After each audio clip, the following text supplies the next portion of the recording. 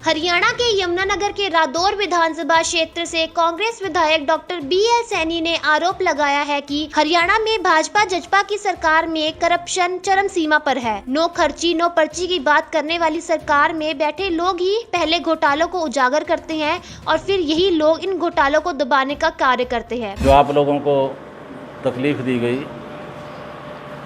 Press में आने के लिए, हमारे लगभग 3 मुद्दे हैं। सबसे पहला तो जो सरकार ये कहा करती थी भाई नो खर्ची नो पर्ची, हम करप्शन को जीरो पे ले आएंगे, इसके बारे में है।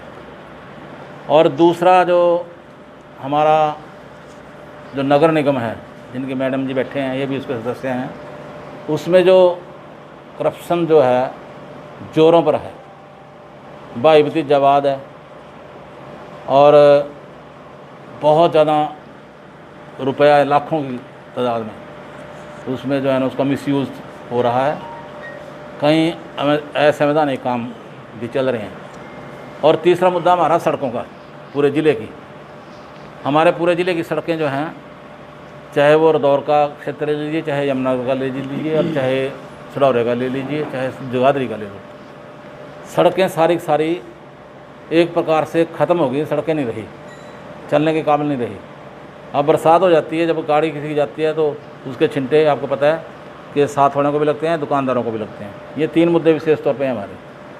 पहला मुद्दा हम जो बात करेंगे, जिसके बारे में हम कल को जो है महामहिम राज्यपाल जी को ज्ञापन जो हम अपनी तरफ से यहाँ से भेजेंगे, विशेष तौर पे तो उसके लिए आपको तकलीफ़ दी गई है। और ये जो हमारा जो ज्ञापन है, इसमें हमारा मुद्दा जो है यही है, जो मौजूदा सरकार है भारतीय जनता पार्टी और JJP की, इसके अंदर जो करप्शन के जो हैं, जो घोटाले जो हो रहे हैं, वो घोटाले उजागर भी हो जाते हैं। कई घोटाले तो ऐसे हैं उजागर करने वाले भी यही लोग हैं और हम भी हैं, और लेकिन उसको दबाने वाले भी यही हैं। जैसे कि पहले धान का घोटाला हुआ, उसके बाद फिर इस महामारी के दौरान शराब का घोटाला हुआ, और अब चावलों का घोटाला हुआ।